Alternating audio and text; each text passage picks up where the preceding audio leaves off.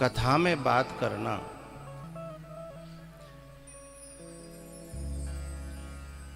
एक समय ऐसा होता है जहां बोलने से पाप लगता है और एक समय ऐसा होता है जहां न बोलने से पाप लगता है। पिता में भीष्म नहीं बोले थे जब चीरहरण हो रहा था, इसलिए वो पाप के भागी बन गए।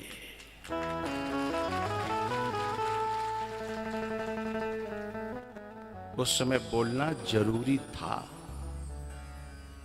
जहां बोलना चाहिए वहां जो नहीं बोलेगा उसे दोष लगेगा, और जहां नहीं बोलना चाहिए, जहां सिर्फ सुनना चाहिए, वहां जो बोलेगा उसको भी दोष लगेगा, पाप लगेगा। इसलिए इस बात का ज्ञान होना बहुत जरूरी है, कहां बोलना और कहां नहीं बोलना। पितामह भीष्म और जटायु, इन दोनों में एक अंतर बता रहा हूं मैं आपको। दोनों की कंडीशन एक है, अधमरे पड़े हैं और दोनों के सामने भगवान गए हैं। लेकिन अंतर यह है कि जटायु की धूरी जटानसों झारी और गोद में ले लिया, और गोद में लेकर के कहा, अचल करो तनु राखो प्राणा। तुम कहो तो मैं दोबारा तुम्हारे पंख ज्यों के त्यों कर दूं और तुम्हें पहले जैसा कर दूं बिल्कुल, और उससे भी युवान बना दूं, आप कहो। और फिर जब जटायु ने ये कह दिया कि नहीं नहीं, जिंदगी तो बार बार मिलती हैं और मिलती चली आई है, न जाने कितनी बार जिया हूं मरा हूं, लेकिन आप सामने हो, आपकी गोद में मेरा सिर हो, ऐसी मौत मुझे बार बार नहीं मिलेगी। इस समय यदि मैंने मौत को स्वीकार न करके जिंदगी ले ली तो बड़ा घाटे का सौदा हो जाएगा। इसलिए भगवान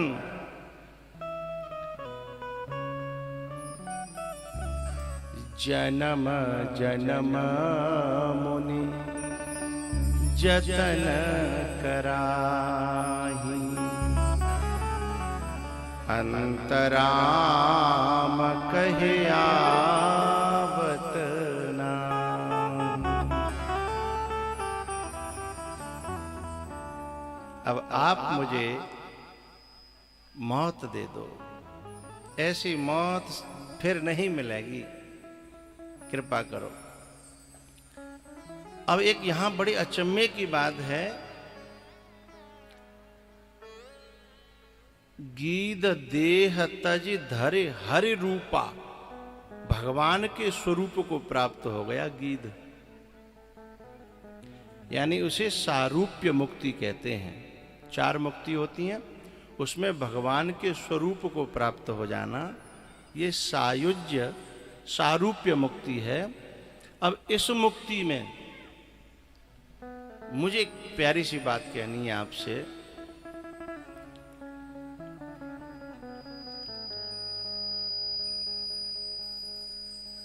पितामह भीष्म को न तो गोद में उठाया, अंतर बता रहा हूं।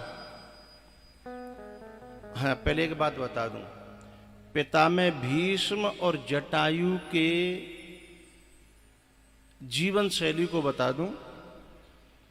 पितामह भीष्म है अखंड ब्रह्मचारी, हाँ या ना, सत्यवादी हैं, शाकाहारी हैं, और जितने भी प्राणी हैं उसमें सबसे ऊंची है मनुष्य देह, और उसमें भी वो कौन है पितामह भीष्म? गंगा जी के पुत्र, जिसमें स्नान करने से व्यक्ति का कल्याण हो जाता है, पवित्र हो जाता है, उसके पुत्र हैं। कितने बड़े हो गए?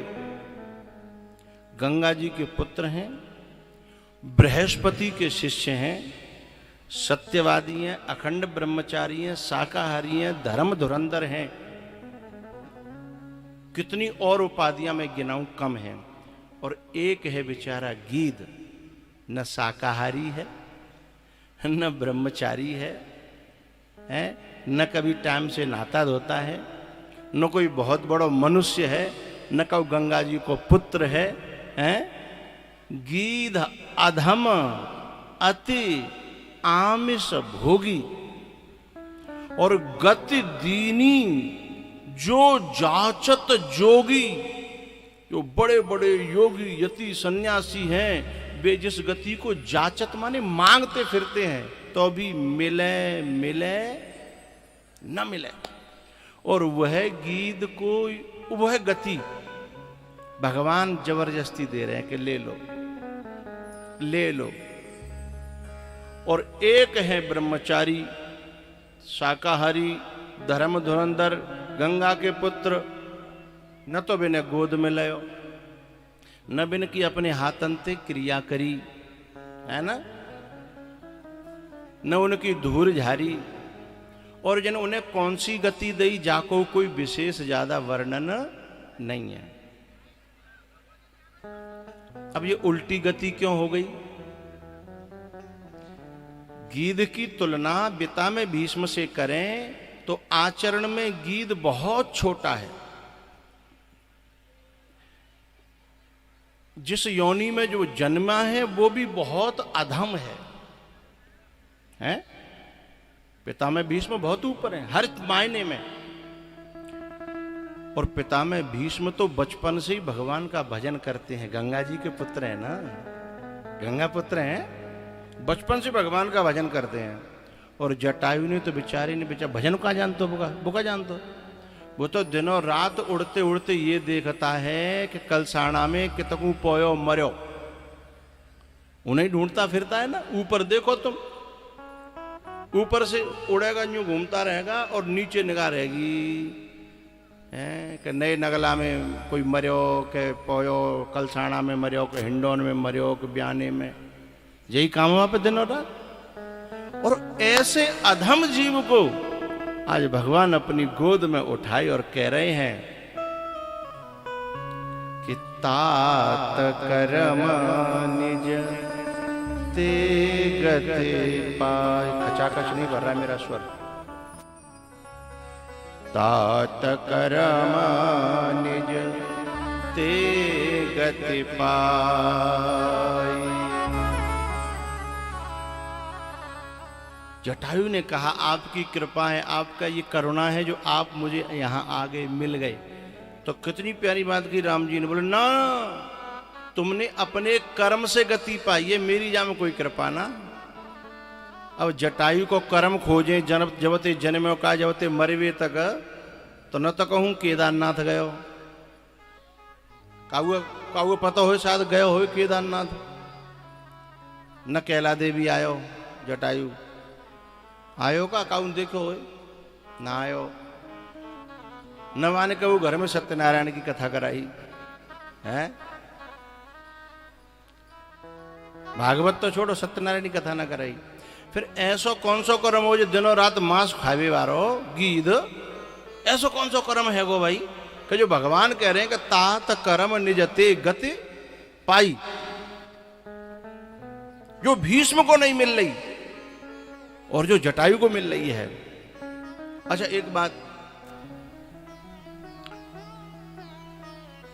चलो ज्यादा विस्तार में न जाएं, अब इतना कह दें हम, वो जो कर्म कौन सा था कि जो पिता में भीष्म नहीं कर पाए और जटायु ने कर दिया? कोई बताएगा? हैं?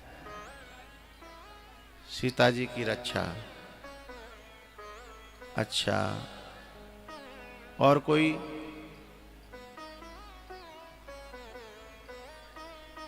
जिनमें ते बावरी न में तो कोई?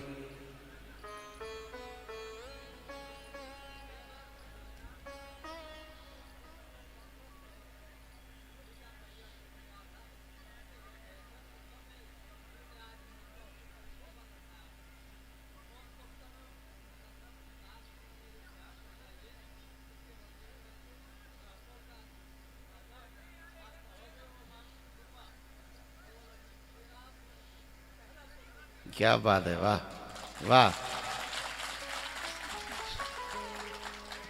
हाँ अब हमारी समझ में आ गई। अब पूरी कथा कहो। अरे तो अब बैठ जाओ चाचा मेरे, अरे तुम तो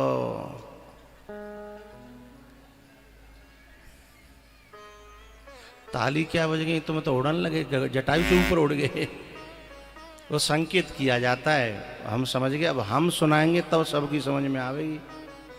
यदि तुम्हारे कहे थे समझ में आ जाती तो फिर तुम पे ही कथा करा लेते जी, फिर हमें कहीं बुलाते इतना खर्चा करके, है ना।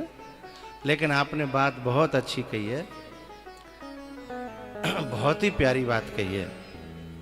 दोनों की ही बात सत्य है, आपकी भी बात सत्य है, उनकी भी बात सत्य। इन दोनों में एक बात छुपी है, वो ही खोलनी थी मुझे। जहां पितामह भीष्म चूक गए वहां जटायु जीत गया। बात यही है कि जहां बोलना चाहिए था वहां जटायु बोला, और जहां नहीं बोलना चाहिए था वहां चुप रहा। और पितामह भीष्म ने उल्टा कर दिया, जहां नहीं बोलना चाहिए था वहां दनादन बोलते रहे जिंदगी भर, और जहां बोलने का अवसर आया वहां नीचे को नार डाल के बैठे रह गए।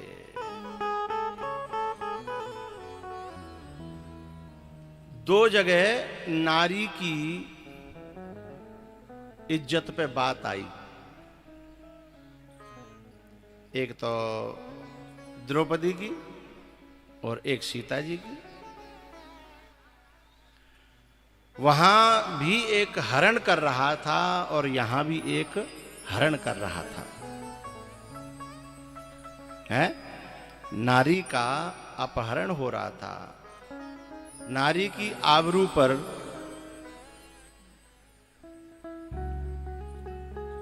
आघात हो रहा था। वहां पितामह को बोलना चाहिए था, लेकिन वहां नीचे नार डार के बैठे रह गए। अच्छा मैं एक बात और कह दूं, यहां पितामह भीष्म समर्थ थे और जटायु बेचारा असमर्थ था। पितामह भीष्म को मरना नहीं पड़ता, पंख नहीं कटते उसके, भीष्म के हाथ नहीं कटते, वो दुनिया के हाथ काट सकते थे, लेकिन तो भी मौन रह गए। और जटायु को पता था कि मैं रावण से जीत नहीं सकता, ये पता था, क्योंकि रावण तो भाई उस समय का तीनों लोकों में उसकी विजय थी। उसके सामने क्या इंद्र, क्या वरुण, क्या अग्नि, सब कांपते थे, कालबा की पार्टी थे, बंधा हुआ था। जटायु को पता था कि यहां मैं जीत नहीं सकता, लेकिन जटायु ने कहा ऐसे जीने से तो मर जाना लाख गुना अच्छा है कि आंखों के सामने कोई चीख रहा हो, पुकार रहा हो और हम देखते रह जाएं, उससे तो मर जाना बढ़िया है। रावण से उसने युद्ध करना उचित समझा, यही सबसे बड़ा कर्म था। पितामह भीष्म चूक गए, पहली बात आपकी ये। दूसरी बात तो हमारे जो वो कह रहे थे भगत जी,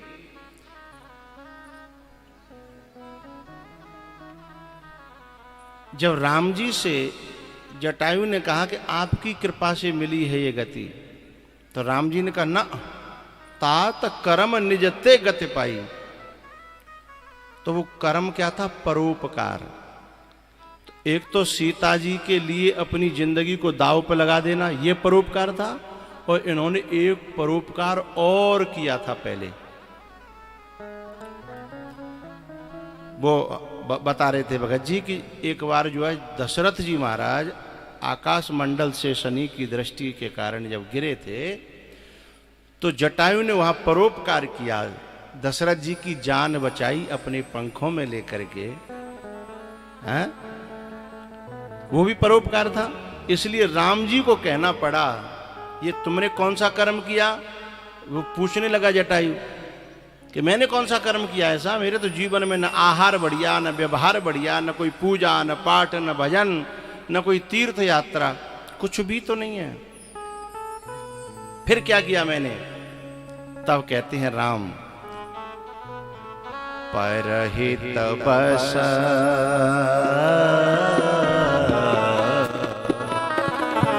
परहित बस जिनके मन माही परहित बस।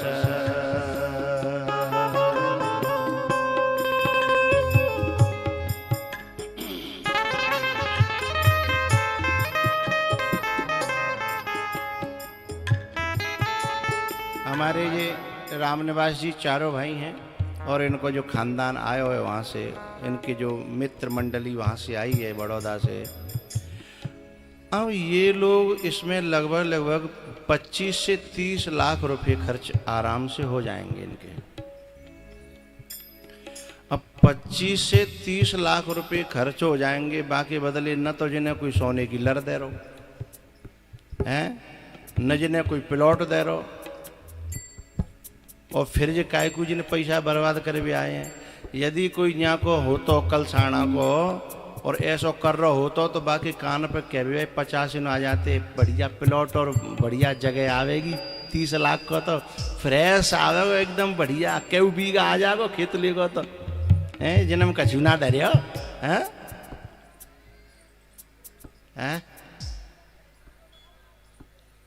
हाँ हाँ, पहले भी यज्ञ हुए हैं। पहले मिलके भाई के कहू एक ने कराए, मिलके भाई ना, पूरे गांव को हो ना, और ये तो अकेले को है ना, खर्चा तो एक का है ना। सहयोग तन का सबका है, अच्छी बात है, सबके मन की भावना पूरी हो रही, अच्छी बात है। लेकिन कोई एक व्यक्ति खड़ो है जाए कलसाना में कि इतना खर्चा मैं करूँगा, तो बाकी जितने चमचा लोग हैं पागल है, बुद्धि खराब है गई है कहूँ नेक हट के ले लियो कल साणा ते नेक हट के रोड ते नेक हट के, तो कम से कम 5 लाख को बीघा होगा हैं, तो 5 का 30, 6 बीघा पक्के आवेगा, पागल है रो हैं। समझाने वाले आ जाते ना। लेकिन ये क्यों कर रहे हैं ऐसा, इसमें क्यों आग सी लगा रहे हैं देखा जाए तो उनकी नजर में, क्यों ये जानते हैं इस बात को, कहीं न कहीं इन्होंने समझाया है कि ये जो कर रहे हैं यही सच्चा मनुष्य का कर्म है, यही परहित है, और इसी से सदगति प्राप्त होगी। व प्लौटते खेतते ना होनी। आज पूरा समाज जो कह रहा है ना, अरे साहब हमारे अग्रवाल जी, हमारे अग्रवाल जी, अरे साहब हैं, जो दुआएं दे रहे हैं लोग। जो माता मैंने बेचारी कहाँ अब जो मुझे देख वो चाहती तो कहाँ जाती, मुझे कहाँ ढूंढती, मैं मिल लो जिन हैं, मोबाइल पे भले ही निकाल के देख लो। तो ये कितनी दुआएं दे रही हैं अंदर से कि हमें गांव में बैठे बैठे मिल गए, घर में बैठे बैठे दर्शन मिले, कथा मिली। ये दुआएं परमात्मा को इनके जीवन में लाके खड़ा कर देंगी। इतने लोगों की दुआएं हैं, इतने लोगों के आशीर्वाद हैं, इतने लोगों का जो प्रेम है, हैं? अच्छा औलाद तो तुम 6 बीघा तो छोड़ो, 10 बीघा खरीद दस जइयो, चाहे 50 बीघा खरीद दस जइयो, तो तुम पे अंतिम में कोई तुम्हारे ताज ना बांध रही। औलाद तो यूं कही तुमने हमारे लिए क्या कर दो हैं, सब करते हैं पे छोड़ने के लिए, तुमने कोई अनौतो कोई अलग से थोड़ी कर दो भैया हैं, सब करते हैं। बस इतना उत्तर मिलता तो बताओ खून जरेगा कि नहीं जरेगा हैं। तो यहां राम जी कह रहे हैं परहित बस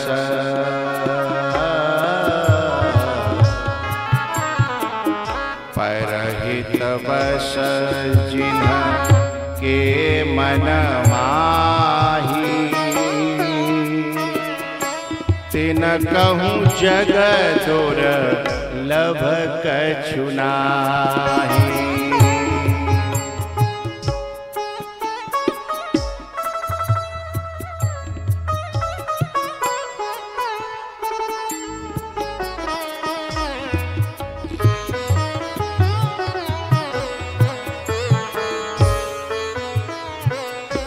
परहित बस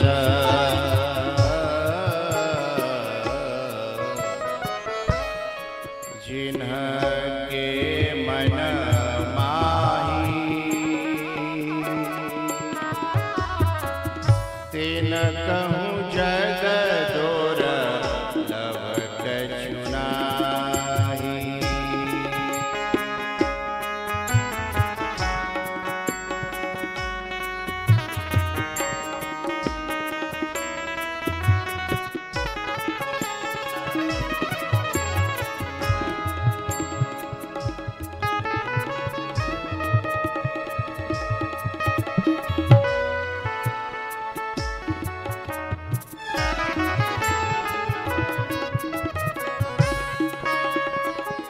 परहित सरिस धर्म नहीं भाई।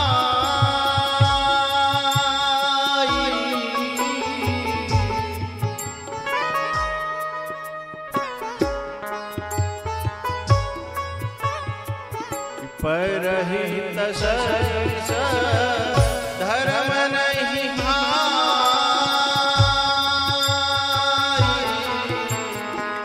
पर पीड़ा सम नहीं अधमाई।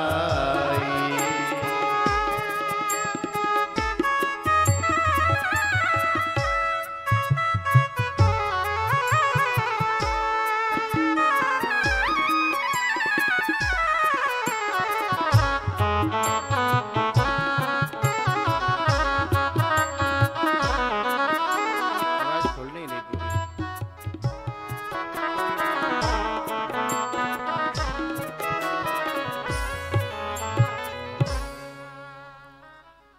इसलिए प्यारे, इस बात का हमें हमेशा ध्यान रखना है, जहां बोलना चाहिए वहां चुप मत रह जाना, और जहां चुप रहना चाहिए वहां बोलना मत।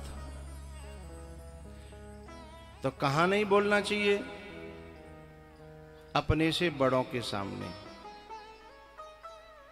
अपने से बड़ों के सामने नहीं बोलना चाहिए।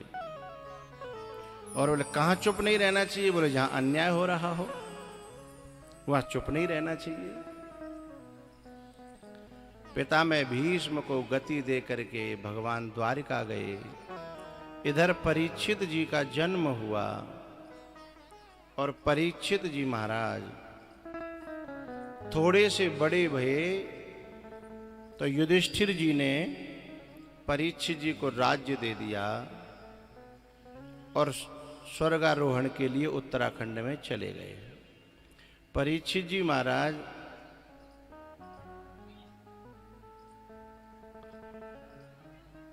के सिर पे जो है एक दिन कलयुग बैठ गया, क्योंकि कलयुग ने परीक्षित से ही 5 जगह मांगी थी, उसमें एक सोना भी मांगा था। और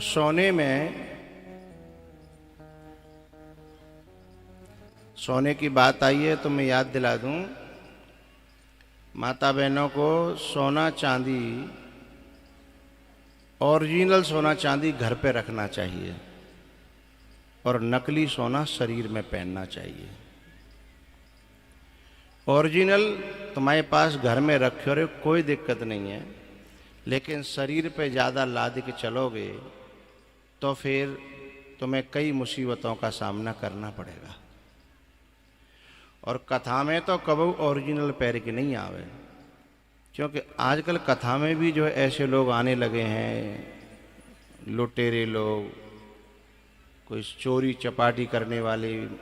माता बहनों की लरें खिंच जाती हैं, तो नकली पैर के आओ जाते चोर भी चोरी करके माथों पीटे कि जाते बढ़िया में कलसाना में नहीं जाते हो है तो बढ़िया रहते। और यदि कोई असली पहन के आवे भी तो जब प्रसाद के समय बढ़ते समय बहुत सतर्क रहे हैं। एक हाथ पे प्रसाद और एक हाथ कहाँ पे? लर पे, है ना। ये मेरी प्रार्थना। तो सोने में कलयुग का निवास है, तो सोने को पहन के ज़्यादा न चले।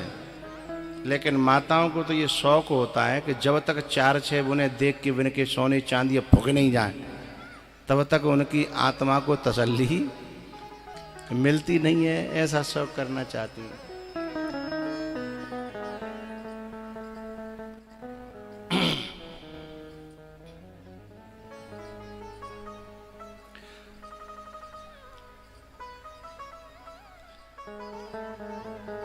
एक दिन परीक्षित जी महाराज कहाँ गए? शिकार खेलने के लिए।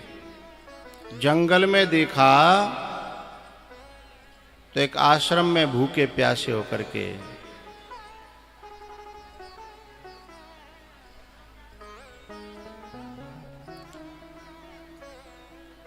एरी मैया ऐसा क्यों कर रही है? देखो आदमी को कहना पड़ रहा है, ऐसा नहीं, दोष है ये।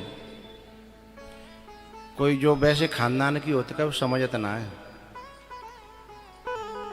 अब को बनेगी बुरे खानदान की, तुम देख लियो। अच्छे खानदान की तो कबू कथा में विघ्न नहीं डालेगी, और कथा में विघ्न डाल रही है, बोल रही है, तो समझ लो बाको खानदान, बाको माय को ज्यादा बढ़िया नहीं है। अब तुम्हारी राजी आओ। परीक्षित जी जो है शमीक ऋषि के आश्रम में पहुंचे। ये चुभ रहा है मुझे इसकी आवाज। दोनों ही अब सही है, अब सही है। अब क्या हुआ कि वो ऋषि जो थे वो अपनी समाधि में बैठे थे। ये गए और इन्होंने कहा लगता है मुझे इस बाबा ने आंखें बंद कर ली, मुझे देख करके ढोंग कर रहा है। गुस्से में उन्होंने मरा हुआ सर्प जो था वो उनके गले में डाल दिया। बोले आंख खुलेंगी तो अपने आप अकल ठिकाने आ जाएगी इस बाबा के। अच्छा, परीक्षित जी तो बड़े परमात्मा के भक्त थे, फिर ऐसा कैसे उनकी बुद्धि बन गई? क्योंकि सिर पे कौन बैठा था? कलयुग। भाई ऋषि मुनि संत महात्माओं को प्रणाम करना हमारा कर्तव्य है, न कि हम उनमें दोष दृष्टि करें। और जो दूसरों से, अपने से बड़ों से और ऋषि मुनियों से जो सम्मान चाहे तो उसकी सिर पे तो कलयुग ही बैठा होगा ना।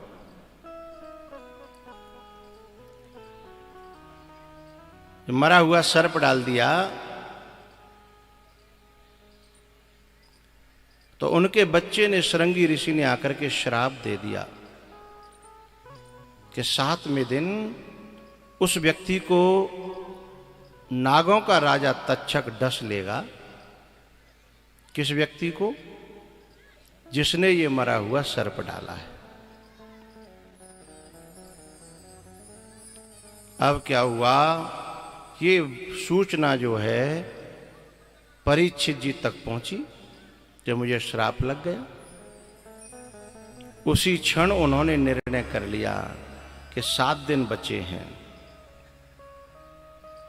और 7 दिन के अंदर मुझे अपना कल्याण करना है।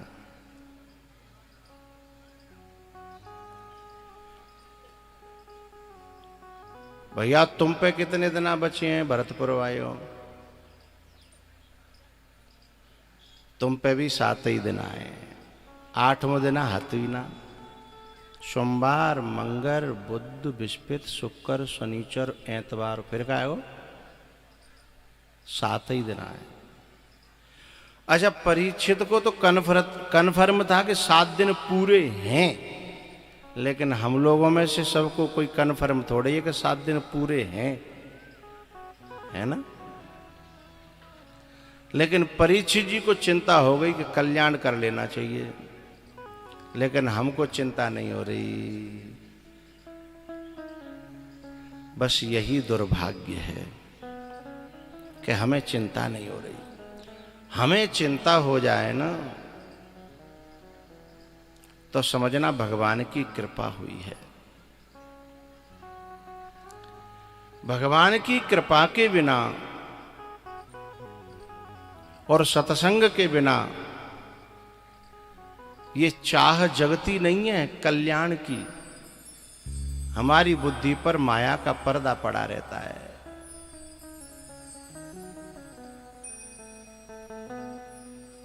भैया, परीक्षित जी महाराज ने निर्णय कर लिया कि अब मुझे जल्दी से जल्दी संतों की शरण में जाना है। अच्छा, संतों की शरण में जाने, उसमें परीक्षित जी कहाँ रहते थे? जिसे अभी हम दिल्ली कहते हैं। दिल्ली का पुराना नाम है इंद्रप्रस्थ। वहीं परीक्षित जी की राजधानी थी। अब परीक्षित जी को यदि संतों की शरण में जाना था तो देखा जाए तो दिल्ली से वृंदावन नजदीक पड़ता है, गोवर्धन नजदीक पड़ता है, हरिद्वार भी नजदीक ही है। लेकिन न तो हरिद्वार गए और न वृंदावन आए, गोवर्धन आए, जबकि ये दोनों संतों के गढ़ हैं, है ना। कहाँ गए? मुजफ्फरनगर के पास में, यानी हरिद्वार से काफी पहले, और एक शुक्रताल नाम की जगह है। वहां पे एक बरगद का पेड़ था। उस बरगद के पेड़ के नीचे बैठ गए और वहां गंगा जी भी हैं, गंगा जी का किनारा। तो ये उल्टी गंगा कैसे भाई? संतों के पास जाना है, या तो हरिद्वार जाओ या वृंदावन आओ। ये कहां अलग से हट करके तुम शुक्रताल जा रहे हो? वहां पहले से कोई संतों की जगह या कोई ऐसा कुछ था नहीं। अब तो खैर बहुत बन गया। एक बड़ी प्यारी बात बता रहा हूं मैं आपको। शुक्रताल में जब परीक्षित जी गए तो वहां अपने आप वृंदावन के, हरिद्वार के, काशी के, केदारनाथ के, उज्जैन, सब जगह के संत चले आए एक ही जगह पे। बहुत संत चले आए। ये काऊ संत के पास नहीं गए, संत स्वयं इनके पास चले आए। ऐसा क्यों हुआ? इसके पीछे एक बहुत बड़ी वजह बता रहा हूं आपको। आपकी समझ में आ गई तो बड़े काम की बात है। वो बात ये है कि यदि हम हरिद्वार, वृंदावन, गोवर्धन जाएं, लेकिन हमारे भीतर भक्ति नहीं है, श्रद्धा नहीं है, तो संतों में रह करके भी हमें संत प्राप्त नहीं होंगे। हमें वृंदावन में वो संत नहीं मिलेगा, गोवर्धन में वो संत नहीं मिलेगा। बात समझ में आ रही है? क्योंकि संत के प्रति जब भाव नहीं होगा तो संत भी हमें ढोंगी दिखेंगे, संत नहीं दिखेंगे। और जब तक किसी संत में संतत्व नहीं दिखेगा, साधु में साधुपना नहीं दिखेगा, तब तक हमारा कल्याण तो होगा नहीं। और साधुपना और संतत्व कब तक नहीं दिखेगा? जब तक भीतर श्रद्धा नहीं होगी, जब तक भीतर प्रेम नहीं होगा तो वो दिखेगा नहीं। और श्रद्धा और प्रेम हुआ तो हमें संतों के पास जाने की जरूरत नहीं है, संत स्वयं चल चल करके हमारे पास आएंगे।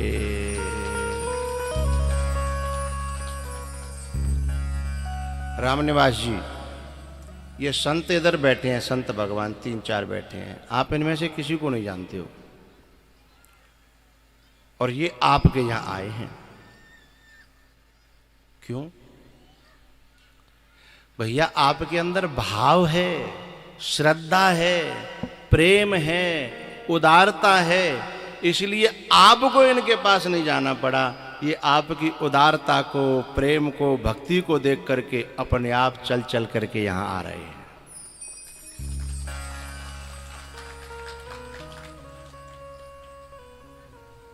अच्छा, एक बात बताएं, कुआं प्यासे के पास जाता है या प्यासा कुआं के पास? प्यासा जाता है कुआं के पास। बिल्कुल सही। आपके कलसाड़ा में कुआं है? एक कुआं मैंने देखो, कलश यात्रा ने करी, वो जो शंकर भगवान को, एक हनुमान जी को मंदिर है, तो माए को छठे छठा पीपल को पेड़ो बीच गांव में या किनारे से पाए क्यों, तो माँ एक जो है कुआं हो, तुम्हें नहीं मिले हो, तुम्हें काई मिले हो? मतलब कुआं वैसे ही पड़े हो, अब चलता तो नहीं है लेकिन था, मैंने देखा था। मैं सही बोल रहा हूं कि नहीं? हाँ। और वह कुआं के मुंह पे एक छोटा सा पीपल का पेड़ उपज रहा है भाई, अभी उपज रहा है, ज्यादा बड़ा होना है, ठीक है। अब वो जो कुआं है, एक दिन ऐसा था कि वह कुआं के पास ठंडा पानी पीने वाले लोग कलछाना की नहीं, बाहर के भी आते थे, और जिसको जब ठंडा जल चाहिए वो कुएं के पास आएगा। लेकिन तुम्हें एक उल्टी बात बताऊं, कुआं जड़ है और जिसको प्यास लगती है वो चेतन है, क्योंकि कुआं चलना फिरना नहीं जानता, लेकिन मनुष्य चलना फिरना जानता है। इसलिए पानी की प्यास लगेगी तो कुआं के पास जाना पड़ेगा, लेकिन यदि भगवान की प्यास लगी, यदि भक्ति की प्यास लगी, यदि ठाकुर जी के दर्शन की प्यास लगी, तो प्यासे को कहीं नहीं जाना, बस एक जगह बैठ जा, पिलाने वाले लाइन से चले आएंगे कि ले पियो ले पियो ले पियो। अध्यात्म में ये उल्टी धारा है। लेकिन हमने कल गाया था ना,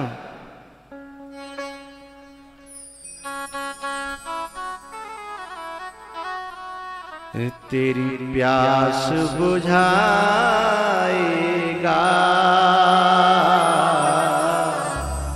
पर प्यास जरूरी है, ये तेरी प्यास बुझाएगा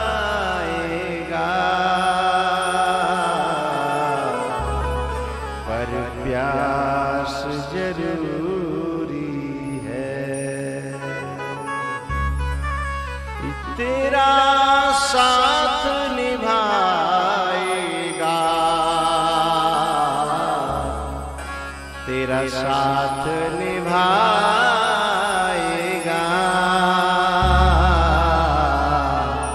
विश्वास जरूरी है,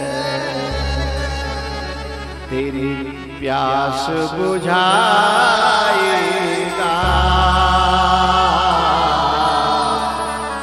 पर प्यास जरूरी है ना? परीक्षित जी इस बात को जानते थे कि मेरे अंदर प्यास होगी भक्ति की, दर्शन की, कल्याण की, मुक्ति की, तो प्यास को बुझाने वाले अपने आप आएंगे। और यदि प्यास नहीं है तो तीर्थों में भी मुझे पिलाने वाले मिलेंगे नहीं, ये पक्की बात है। तो क्या जरूरी है? प्यास। और प्यास कब लगेगी? जब सत्संग में आओगे, कथा में आओगे, हैं? अब मैं रोजाना आता हूं तो तुम्हारी प्यास बढ़ा के जाता हूं, हैं? 3 घंटे यही काम करता हूं कि कैसे जिनकी प्यास बढ़े, और प्यास बढ़ेगी तो अपने आप पिलाने वाले हम जो है तीर्थों में खोजने के लिए जाते हैं ना भगवान को, कि संतों को, कि गुरुओं को, कभी नहीं मिलेंगे। देखो एक दृष्टांत दे रहा हूं मैं आपको। हम बहुत अच्छी एयर कंडीशन गाड़ी में बैठ के रोड पे जा रहे हैं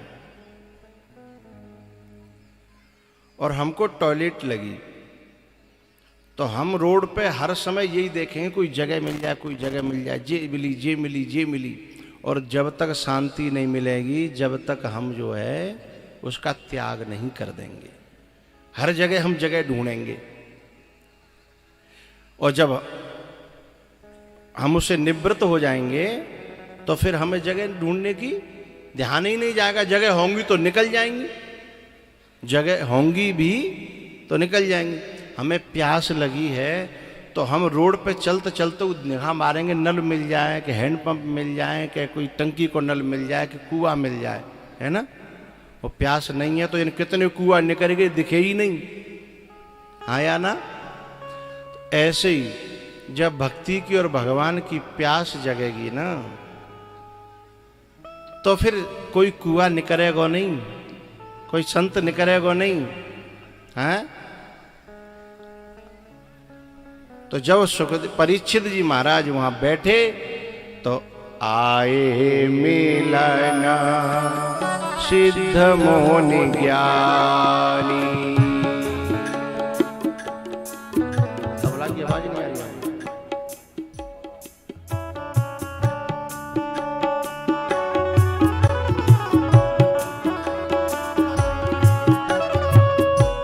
आए मिलन सिद्ध मोनि ज्ञानी।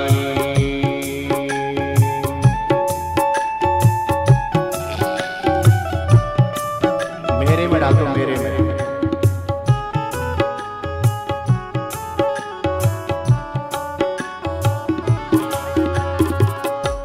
आए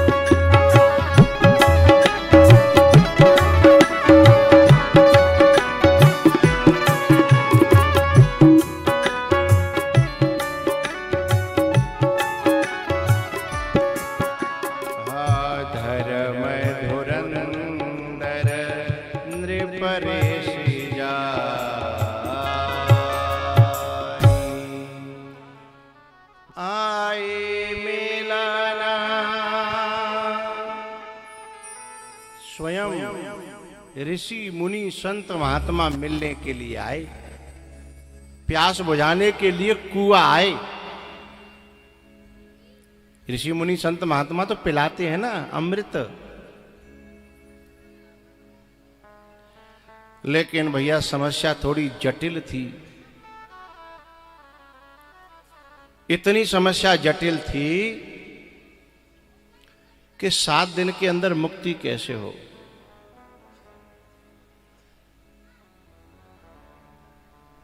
बात कुछ समझ में नहीं आ रही थी। उसके बाद क्या हुआ, फिर वहां सुखदेव जी का आगमन हुआ है, वैराग्य की साक्षात मूर्ति। अच्छा, ये जितने ऋषि मुनि संत महात्मा थे, ये समस्या का समाधान क्यों नहीं कर पा रहे थे? बताऊं कि रहने दूं? बात यह है कि एक जो है राजा था, और राजा ने धर्मात्मा था, तो एक पंडित जी जो है बिल लगाए रखे कि हमें रोज आना भागवत की कथा सुना के जाओ करो। अपने महल में ही कथा सुनाने आते थे। 7 दिन में कथा हो जाती थी, परीक्षित जी की मुक्ति हो जाती थी। कई मतलब कथाएं जिन कितनी है गई, लगातार कथा चलती। एक दिन क्या हुआ पता नहीं कैसे, वो कोई संत का आगमन हुआ उनके महल में।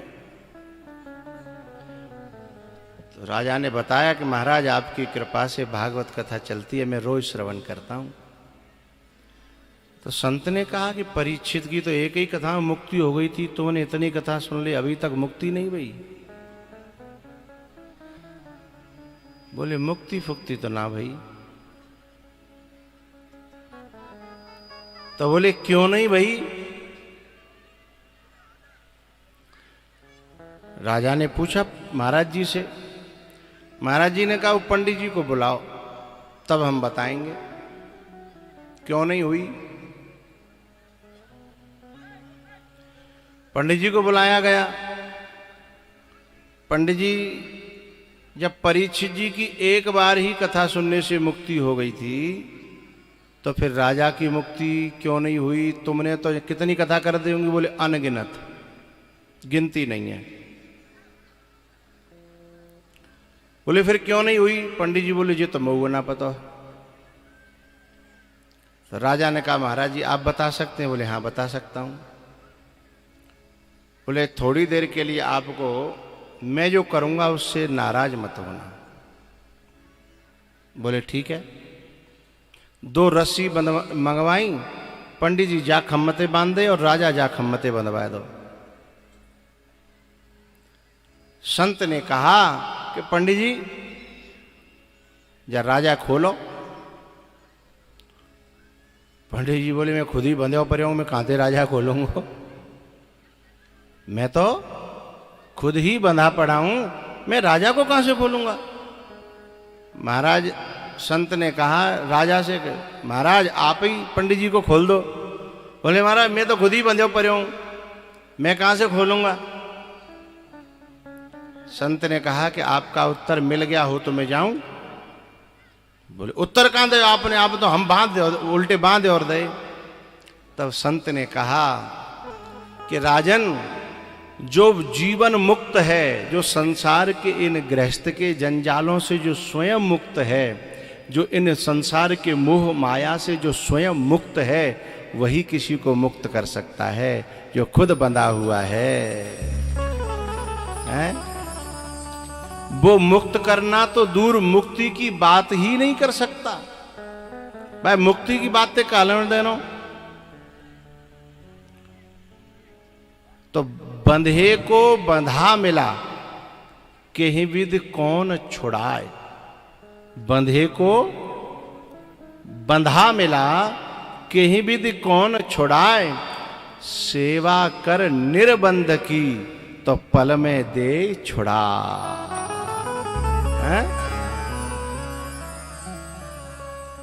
तो ये जो ऋषि मुनि महात्मा थे ना, ये सब ये स्वयं कहूं न कहूं बंधे हते।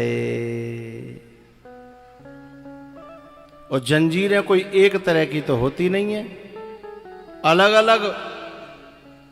जैसे हम अपने घर में पोहे ने बांधता है ना, तो काउए लोहे की साकरते बांधता है, काउए जेवराते है ना, और काउए बहुत तो हल्की सांकर की जरूरत है, काउए तो बहुत मजबूत सांकरते बांधता है। काउए प्लास्टिक की रस्सी थे तो काउए मूंज कीते हैं, तो काउए सन कीते। जैसो पोयो वैसी रस्सी। मैं बिन पोयने की बात ना कर रहा हूं, ये 2 पावन वाई जो पोए हैं ना, इनको बांधने की अलग अलग रस्सियां परमात्मा ने भेजी हैं दुनिया में। अब समझो तो समझ लियो, न समझो तो तुम्हारी इच्छा है। अलग अलग रस्सी हैं, लेकिन वो रस्सी ऐसी हैं जो दिखती नहीं है, हैं?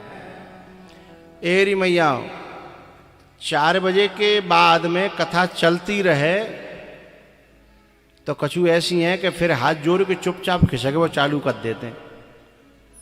क्यों खिसक रही है वो? भाई पाँव में कोई रस्सी बंधी है और माँ बा रस्सी बांध के ही आई है, वो बांध के लाई है संग।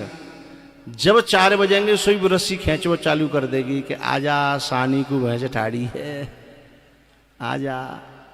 अब वो रस्सी दिख नहीं रही है, खींच तो रही है। मैंने कल जैसे तैसे रोकी भी माई 2-3 खड़ी है कि कहीं जैसे तैसे रोकी 5 मिनट कह के। तो हम कहीं ना कहीं रस्सी से बंधे हैं। अब जो रस्सी से बंधा नहीं है वो व्यक्ति ही हमें संसार की इन रस्सियों से मुक्त कर सकता है। वो है सुखदेव जी महाराज। तत्रा भवत भगवान व्यास पुत्रो। सुखदेव जी महाराज संसार के सारे मोह के बंधनों से, ममता के बंधनों से, माया के बंधनों से बिल्कुल मुक्त हैं। वे आए, सभी ऋषि मुनि खड़े हो गए, उनके बाप भी, उनके दादा भी। क्यों? क्योंकि बापू बंधे भई हते, दादू बंधे भई हते हैं, लेकिन सुखदेव जी खुले भई हते, इसलिए उनके चरणों में सम्मान करने के लिए बाप दादा भी खड़े हो गए। हमारे यहां सम्मान वैराग्य का है, पैसा का नहीं। पैसा का सम्मान तो लोग, लालची लोग करते हैं, लेकिन हमारे देश में या तो आचरण का सम्मान है, धर्म का सम्मान है, या वैराग्य का सम्मान है, ज्ञान का सम्मान है, इनका सम्मान है। हम कभी कभी समझते हैं कि पैसे का सम्मान है ना, पैसे का सम्मान नहीं। पैसे वाले की तो चापलूसी, सम्मान नहीं कहते उसे, क्या कहते हैं? चापलूसी। और वो तभी तक है जब तक बाको काम हो ना बननो तब तक, और काम बनेगो तो कहाँ के अग्रवाल जी हो, को कहाँ के हो तुम, काले नो देनो, हम नहीं जानते आपको। और जब तक काम ना बननो तो तुम ही मेरे मंदिर, तुम ही मेरी पूजा, तुम ही देवता हो, तुम ही देवता।